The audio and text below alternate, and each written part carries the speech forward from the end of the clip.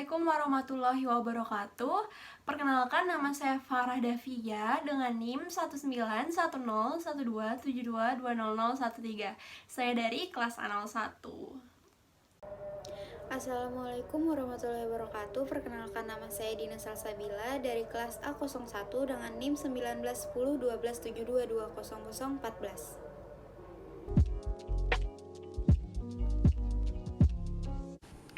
Baik, di sini saya akan menjelaskan materi tentang anak berkebutuhan khusus. Perlu dipahami bahwa setiap anak jenis berkebutuhan khusus mempunyai karakteristik yang berbeda tergantung impairment atau disability-nya.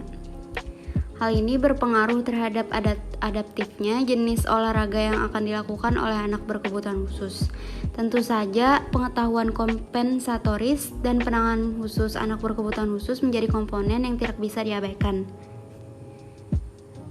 Selanjutnya, gambaran karakteristik atau hambatan dan kompensatoris atau penanganan khusus anak berkebutuhan khusus. Yang pertama, tunanetra. Anak berkebutuhan khusus dengan hambatan penglihatan sering dikenal dengan tunanetra, yang dibagi menjadi dua, yaitu blind dan low vision. Karakteristik tunanetra yaitu mempunyai permasalahan yang berhubungan dengan informasi visual sehingga tunanetra sering mengalami masalah dan mobilitas dan konsep yang tidak utuh, terutama bagi mereka yang tergolong buta total. Tunanetra memerlukan kompensatoris di indera lain selain visual, terutama bagi mereka yang kategori buta total. Mereka yang masih tergolong low vision mempunyai karakteristik yang masih bisa memanfaatkan penglihatannya sesuai dengan berat ringan sisa penglihatannya. Maka dari itu, hambatan penglihatan juga tidak sama antara satu kasus dengan kasus lainnya. Yang kedua, tunarungu. Sebutan tunarungu sering menjadi istilah yang dipakai untuk menandai anak berkebutuhan khusus dengan hambatan pendengaran. Tunarungu terdiri dari kategori tuli, berat, dan sangat berat. Dan tunarungu yang masih mempunyai sisa pendengaran ringan, sangat ringan, dan sedang. Ukuran ketunarunguan memakai ukuran kekerasan suara yang disebut desibel. Karakteristik tunarungu berpacu pada dampak dari ketunarunguan, yaitu terjadinya hambatan pendengaran yang mengakibatkan tunarungu akan bermasalah dari bahasa dan komunikasi. Kompensatoris yang diperlukan tunarungu adalah mengganti bahasa ujar ke bahasa visual. Ada tiga jenis bahasa komunikasi anak tunarungu, yaitu bahasa isyarat, bahasa bibir, dan komunikasi total. Tunarungu yang masih mempunyai sisa pendengaran membutuhkan adaptasi alat bantu pendengaran, adaptasi jarak, dan adaptasi volume suara. Yang ketiga, tunadaksa. Anak berkebutuhan khusus dengan hambatan fisik dan motorik yang sering disebut tunadaksa. Karakteristik yang mudah ditemukan pada anak tunadaksa adalah mereka mempunyai masalah dalam motorik dan mobilitas. Kompensatoris yang diperlukan adalah bagaimana peralatan dan aktivitas yang ada dapat mengatasi keterbatasan fisik dan motoriknya. Anak berkebutuhan khusus jenis tunadaksa ini sangat banyak variasinya karena menyangkut fisik seseorang, baik mereka yang mengalami kehilangan sebagian anggota tubuhnya, kelainan anggota tubuhnya, maupun karena ketidakfungsian anggota tubuhnya dengan baik. Yang keempat, tunagrahita. Ada 3 kategori tunagrahita, yaitu tunagrahita ringan, sedang, dan berat. Ukuran ketunagrahitaan diukur dengan menggunakan instrumen intelijensi, baik menggunakan skala Wechsler atau skala Binet. Hambatan atau karakteristik anak tunagrahita adalah mereka sulit untuk menerima pemikiran yang abstrak, pelajaran yang sulit, dan sering menimbulkan perilaku maladaptif. Mereka memerlukan modifikasi kesederhanaan materi, kesederhanaan pemerintah, dan pemikiran yang dikonkretkan. Yang kelima, tunalaras. Anak tunalaras dan beberapa dampak dari ketunagrahitaan. Misalnya, ukuran anak hiperaktif adalah anak yang keaktifannya melebihi dari ukuran keaktifan anak pada umumnya. Penanganan khusus yang diperlukan bagi anak berkebutuhan khusus dengan hambatan perilaku adalah modifikasi perilaku agar perilaku mereka mendekati perilaku yang normatif. Pemahaman karakteristik, hambatan, dan kebutuhan kompensatoris atau penanganan khusus anak berkebutuhan khusus sangat diperlukan dalam program pendidikan jasmani adaptif. Kegunaan pemahaman tersebut adalah sebagai bekal untuk ketepatan menentukan seberapa membutuhkan penyesuaian terhadap aktivitas jasmani yang mengarah kepada kesehatan anak berkebutuhan khusus. Selanjutnya, olahraga panahan dalam istilah umum. Olahraga merupakan suatu kegiatan jasmani yang dilakukan dengan maksud untuk memelihara kesehatan dan memperkuat otot-otot tubuh.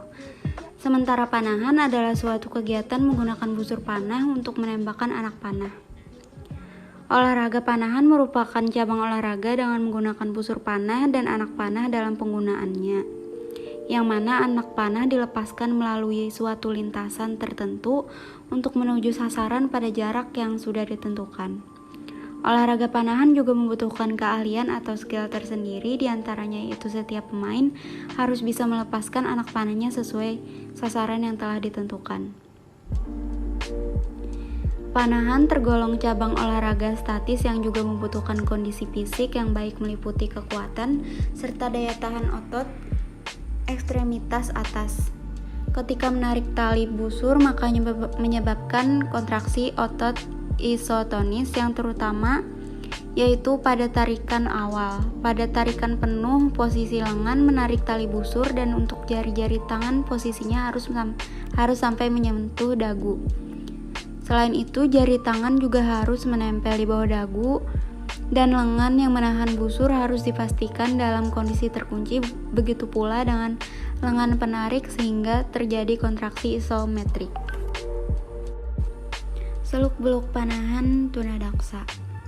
Tadinya olahraga Paralimpik tidak begitu diakui keberadaannya pada masa Perang Dunia Kedua, di mana jenis olahraga ini kemudian diperkenalkan secara luas. Tujuan dari pengenalan olahraga ini pada masa itu adalah untuk membantu atau memberikan dukungan pada veteran perang dan warga sipil yang mengalami kecacatan akibat menjadi korban perang. Pada tahun 1944, atas permintaan pemerintah Inggris, Dr. Ludwig Guttmann membuka pusat spinal injuries di Rumah Sakit Stoke Mandeville di Inggris Raya, dan pada saat itu juga tempat rehabilitasi olahraga dibangun untuk olahraga rekreasi hingga kemudian berkembang menjadi olahraga prestasi. Pada 29 Juli tahun 1944, pada hari pembukaan Olympic Games London 1948, Dr. Guttmann menyelenggarakan kompetisi pertama untuk atlet-atlet pemakai kursi roda yang ia namakan Stoke Mandeville Games. Kompetensi tersebut diikuti oleh 16 mantan pejuang yang menjadi korban perang yang berlaga pada kejuaraan panahan. Pada tahun 1952, mantan korban perang asal Belanda bergabung dalam pergerakan ini, dan pada saat itulah International Stoke Mandeville Games diselenggarakan. Event olahraga ini kemudian dikenal dengan nama Paralympic Games, yang pertama kali diselenggarakan di Roma, Italia pada 1960, yang diikuti oleh 1960 atlet dari 23 negara. Sejak saat itu, event ini diadakan secara rutin setiap 4 tahun sekali. Pada tahun 1976, Paralimpik musim dingin pertama diadakan di Swedia, sama seperti Paralimpik musim panas. Event ini juga diselenggarakan setiap 4 tahun sekali. Ludwig Guttmann membentuk pertandingan olahraga yang pertama kali adalah Stoke Mandeville Games pada tahun 1948. Cabang olahraga yang pertama adalah memanah, kemudian ia mengorganisir Stoke Mandeville Games yang pertama untuk para difabel. Pertandingan pertama yaitu olahraga memanah dengan kursi roda, dan terdapat 16 peserta termasuk 2 diantaranya adalah wanita. Dari sinilah olahraga panahan bagi tunadaksa terbentuk dan menjadi olahraga elit yang dipertandingkan di kejuaraan nasional hingga internasional seperti Paralympic Games. Olahraga panahan bagi tunadaksa membawa sejumlah manfaat yang akan diterima bagi mereka yang memainkannya. Manfaat yang lebih spesifik bagi atlet atau pemain panahan yang memiliki hambatan fisik dan motorik seperti berikut. Yang pertama, menyehatkan jantung. Yang kedua, meningkatkan kekuatan otot tubuh. Yang ketiga, meningkatkan fokus dan konsentrasi. Yang keempat, meningkatkan fleksibilitas jari. Yang kelima, melatih kesabaran. Keenam, meningkatkan kepercayaan diri. Ketujuh, menciptakan keseimbangan kontrol tubuh agar lebih baik. Dan yang kedelapan, sarana penghilang stres. Komponen yang diadaptasikan dalam olahraga panahan tunadaksa. Terdapat beberapa komponen yang perlu diadaptasikan bagi pemanah olahraga tunadaksa. Yang pertama yaitu ada kursi roda. Dalam permainan panahan pada umumnya tidak memerlukan kursi roda, namun hal ini berbeda kasusnya jika olahraga panahan yang diselenggarakan khusus disabled person, maka kursi roda merupakan salah satu komponen adaptasi. Yang kedua, kursi atau bangku. Dalam permainan panahan pada umumnya juga tidak memerlukan kursi atau bangku, namun hal ini berbeda kasusnya jika olahraga panahan yang diselenggarakan khusus oleh disabled person, di mana biasanya terdapat individu yang masih mampu berdiri dengan alat bantu. Yang ketiga, lapangan. Biasanya dalam kompetisi, lebar jalur syuting atau tembakan resmi diperluas hingga 1,25 meter untuk mengakomodasi pemanah yang menggunakan kursi roda dan tetap untuk memastikan bahwa ada cukup ruang untuk semua pemanah dan bantuan dari asisten pemain. Yang keempat, asisten. Olahraga bagi tunadaksa diperbolehkan untuk membawa asisten saat proses shoot dalam pertandingan, bertujuan untuk memudahkan pemanah dalam bermain.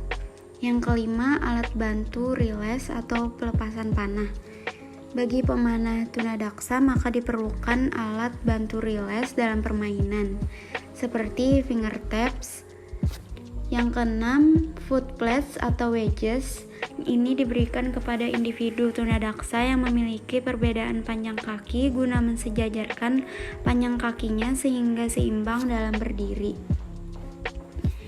Yang ketujuh, bow stand, busur panah yang didesain khusus bagi individu tunadaksa yang tidak memiliki lengan agar tetap menggunakan busur. Yang kedelapan, brace, alat bantu yang digunakan pemanah dalam keadaan berdiri pada saat proses shoot. Yang kesembilan, quiver stand atau tempat panah, merupakan tempat atau wadah berdiri yang di dalamnya berisi panah-panah untuk bermain. Hal ini dapat memudahkan pemanah untuk mengambilnya sehingga tidak perlu bergerak terlalu jauh.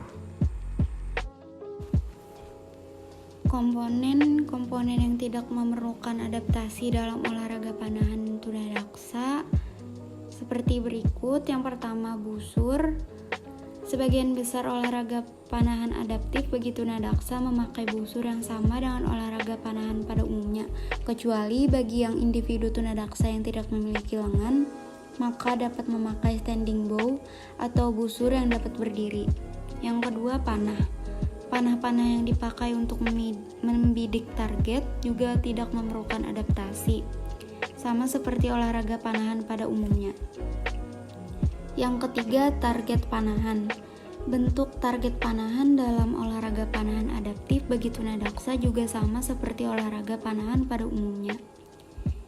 Yang keempat, kostum panahan. Kostum olahraga yang dipakai dalam pertandingan panahan tidak memerlukan adaptasi. Istilah dalam olahraga panahan. Istilah-istilah yang digunakan dalam olahraga panahan adaptif bagi tunadaksa tidak memerlukan perubahan. Lalu nilai poin. Besaran nilai poin dari hasil bidikan pada target panahan memiliki nilai yang sama dengan panahan biasanya, yaitu yang terkecil bernilai 1 sampai dengan yang terbesar bernilai 10. Selanjutnya ronde panahan, syarat kemenangan individu atau tim panahan adaptif bagi tunadaksa juga sama dengan syarat kemenangan panahan pada umumnya, di mana individu atau tim harus memenangkan 3 ronde saat berhadapan dengan lawan. Selanjutnya waktu yang digunakan dalam olahraga panahan pada umumnya juga diterapkan dalam olahraga panahan bagi tunadaksa. Sebagian besar peralatan yang digunakan adalah standar untuk olahraga panahan umumnya. Adaptasi hanya digunakan sesuai dengan kondisi setiap pemanah, apakah menggunakan kursi roda atau memerlukan bantuan saat proses riles dan lain sebagainya. Aturan dan cara bermain panahan bagi tunadaksa. Tetapi sebelum kita mengetahui bagaimana peraturan dan cara bermainnya, kita harus tahu terlebih dahulu mengenai klasifikasi pemain tunadaksa dalam olahraga panahan adaptif yang terbagi menjadi 3, yaitu yang pertama ada ARW1 atau yang disebut dengan Archery Wheelchair 1, yang dimana ini adalah kelas untuk pemain yang memiliki hambatan pada lengan dan kaki, atau dengan kata lain memiliki hambatan pada keempat tungkainya. Yang kedua terdapat ARW2 atau yang disebut Archery Wheelchair 2. Ini adalah kelas untuk pemain yang memiliki hambatan pada kaki dan memiliki fungsi ekstremitas bawah yang relatif terbatas, namun kedua tangan masih dapat berfungsi dengan baik. Yang ketiga ada ARST atau Archery Standing, yang dimana ini adalah kelas untuk pemain yang masih dapat berdiri walaupun menggunakan alat bantu karena keseimbangannya yang buruk.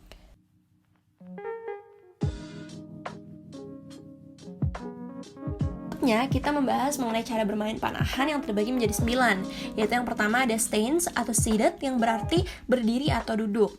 Stance adalah posisi kaki pada waktu berdiri di lantai atau tanah secara seimbang dan tubuh tetap tegap. Fokusnya pada keseimbangan dan stabilitas selama proses shoot atau menembak. Cara berdiri pemanah terbagi menjadi 4, yaitu yang pertama square stance, open stance, closed stance, dan oblique stance. Sedangkan jika pemanah menggunakan kursi roda atau bangku, posisikan kursi sehingga mengangkangi garis dengan 2 roda atau kaki di depan garis dan 2 roda atau kaki kursi di belakang garis. Lalu bantu kaki pemanah agar stabil dan seimbang. Dalam kompetisi, pemanah yang duduk harus meletakkan kaki mereka di sandaran kaki kursi roda mereka dan tidak ada penyangga punggung yang diperbolehkan. Sesuaikan sudut kursi untuk menemukan sesuatu yang membantu pemanah dalam membidik. Kemudian jika pemanah yang duduk masih mengalami masalah stabilitas, maka mungkin diperlukan untuk membuat tali pinggang atau tali dada. Ini akan memungkinkan pemanah untuk membidik dengan stabil dan mengulangi eksekusi tembakan mereka. Yang kedua ada knocking atau memasang panah, di mana knocking ini adalah memasukkan ekor panah ke knocking point pada tali penempatan gandar atau sap pada sandaran panah atau row race, di mana semua ini tergantung lagi pada kondisi setiap pemain. Yang ketiga ada setup, di mana posisi badan harus rileks dengan setengah tarikan. Pada saat posisi ini, pemanah sangat penting untuk merasakan agar posisi badan tetap tegak atau center, di mana pemanah dalam menarik tali menggunakan 3 jari, yaitu jari telunjuk di atas ekor anak panah, jari tengah dan jari manis berada di bawah ekor anak panah. Yang keempat ada drawing. Damiri mengungkapkan pada tahun 1990 bahwa drawing adalah teknik dengan gerakan menarik tali sampai menyentuh bagian dagu, bibir, dan hidung. Kemudian sangat penting untuk menarik busur dengan cara yang aman untuk pemanah agar menghindari cedera pada otot bahu, rotator cuff, dan bicipital tendon. Yang kelima ada anchoring atau penjangkaran, di mana teknik dengan gerakan menjangkarkan tangan penarik pada bagian dagu. Pada waktu anchoring, pernafasan harus dikontrol dengan baik dan berkonsentrasi tinggi. Setelah anchoring, tekanan ke depan dan dari tarikan ke belakang terus dilanjutkan, jangan sampai kendur, di mana posisinya juga terbagi menjadi 2, yaitu ada penjangkaran yang tinggi dan penjangkaran yang rendah. Yang keenam ada holding, di mana pemanah menahan sikap memanah mereka beberapa saat sebelum anak panah dilepaskan. Pada posisi holding, untuk tekanan ke depan dan tarikan ke belakang tetap berlanjut. Terus selanjutnya ada aiming atau membidik, di mana ini adalah suatu gerakan mengarahkan visir pada titik sasaran dan pemanah dalam memegang grip serileks mungkin. Menurut hasil pengamatan di kejuaraan nasional, pemanah dalam membidik rata-rata memerlukan waktu selama 4 detik. Kemudian selanjutnya ada release atau perlepasan anak panah, yaitu di mana suatu gerakan melepaskan tali busur dengan cara tangan penarik tali bergerak ke belakang menelusuri dagu dan leher pemanah. Selain itu, jari-jari penarik tali juga harus rileks agar mendapatkan rilis yang halus. Pemanah yang rilisnya halus, maka setiap arah panah dan speednya sama sehingga terbangnya anak panah menjadi mulus. Dan yang terakhir ada follow through, di mana follow through ini adalah pemanah selama beberapa detik melakukan gerak lanjut dengan tetap memberikan tekanan yang sama seperti rilis. Pandangan mata pemanah juga harus tetap konsentrasi ke sasaran, tidak beralih ke terbangnya anak panah. Busur diusahakan tetap diam sebelum anak panah menancap di target panahan. Tujuan dari gerak lanjut atau follow through ini adalah untuk memudahkan pengoptimalan gerak memanah yang dilakukan. Nah, pada slide ini kita bisa bersama-sama melihat beberapa contoh gambar dari adaptasi panahan bagi tunadaksa. Lalu kita beralih pada peralatan dan unsur penunjang panahan bagi tunadaksa. Peralatan-peralatan olahraga adaptif yang digunakan dalam olahraga panahan antara lain adalah sebagai berikut. Yang pertama ada busur atau bow, yang kedua ada panah atau arrow, yang ketiga pelindung jari atau finger tap, yang keempat pelindung lengan atau arm guard, yang kelima alat pembidik atau visor atau sighter atau bow sight. Yang keenam ada alat peredam getaran atau stabilizer. Yang ketujuh ada kantong panah atau side quiver. Yang kedelapan ada teropong atau field glasses. Dan sedangkan untuk peralatan penunjang atau unsur penunjang yang lainnya seperti sasaran yang terdiri dari bantalan atau buttress, kemudian penopang bantalan atau standard, ketiga ada kertas sasaran atau target face, keempat lapangan, kelima crook, keenam tongkat, ketujuh brace, kedelapan frames, dan kesembilan ada kursi roda atau wheelchair bound disabled. Nah, itu saja yang dapat kami sampaikan. Mohon maaf apabila masih terdapat kesalahan dan apabila ada yang ingin kalian tanyakan, dipersilahkan. Terima kasih untuk menonton videonya. Wassalamualaikum warahmatullahi wabarakatuh.